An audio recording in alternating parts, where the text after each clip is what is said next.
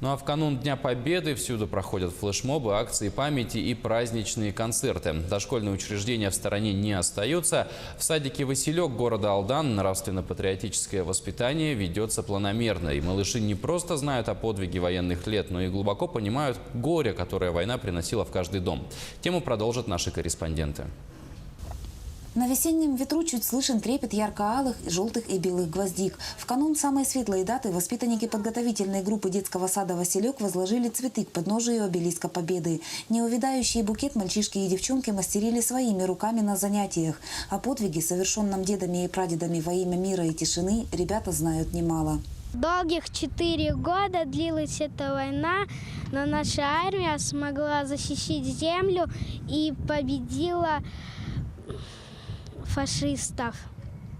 Советские солдаты победили в войне. Они оставили нам мирное солнце и небо. Поклоняясь обелиску и возлагая цветы, малыши глубоко прониклись серьезностью момента. В свои неполные 7 лет дети сумели прочувствовать боль и понять горе, кое разрушительная война приносила в каждый дом и в каждую семью.